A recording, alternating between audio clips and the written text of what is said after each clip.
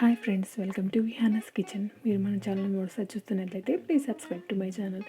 ఈరోజు రెసిపీ వచ్చేసి నారింజ మిఠాయి. ఈ నారింజ మిఠాయి అనేది మనకి చిన్న చిన్న కిరాణా షాప్లో దొరుకుతుంది. అలాగే మన ఇండియన్ రైల్వేస్లో అయితే అమ్ముతూ ఉంటారు. ఈ నారింజ మిఠాయిని, ఆరెంజ్ క్యాండీని ఎలా చేయాలో చూద్దాం. దీనికోసం కానీ మనకి ఆరెంజెస్ కావాలి. ఒక 4 to 5 ఆరెంజెస్ కావాలండి. ఆరెంజెస్ తొక్క తీసుకొని వాటి జ్యూస్ తీసుకోవాలి.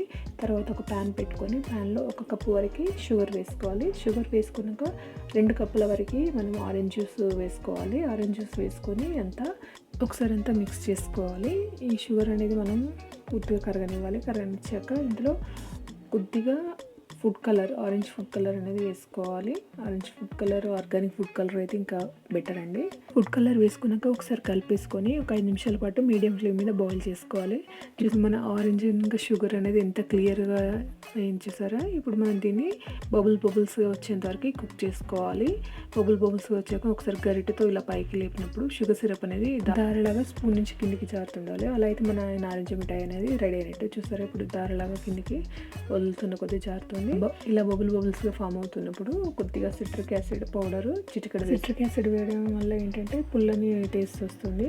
ఈ ఆరెంజ్ మిఠాయి అనేది మనకి తీయగా పులుపులుగా ఉంటుంది కదా, అలాంటి టేస్ట్ వస్తుంది. ఇప్పుడు కొద్దిగా గీ అప్లై చేసుకున్న ప్లేట్లో మన ఈ నారింజ మిఠాయిని అంతా పోసేసుకోవాలి.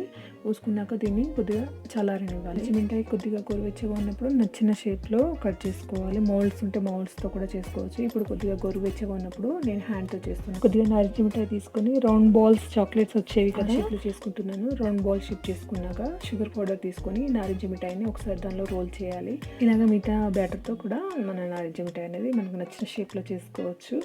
అంతే అండి, ఎంతో టేస్టీగా ఉండే నారింజ మిఠాయి అనేది రెడీ. మీరు కూడా ఈ రెసిపీ ట్రై చేసి మీకు ఎలా వచ్చిందో కామెంట్ బాక్స్లో కామెంట్ చేయండి. మీకు కనుక రెసిపీ నచ్చినట్లయితే లైక్ చేయండి, షేర్ చేయండి. ఇంకా ఇటువంటి ఎన్నో మంచి రెసిపీస్ కోసం నా ఛానల్ సబ్స్క్రైబ్ చేయడం మర్చిపోవద్దు. Thank you for watching.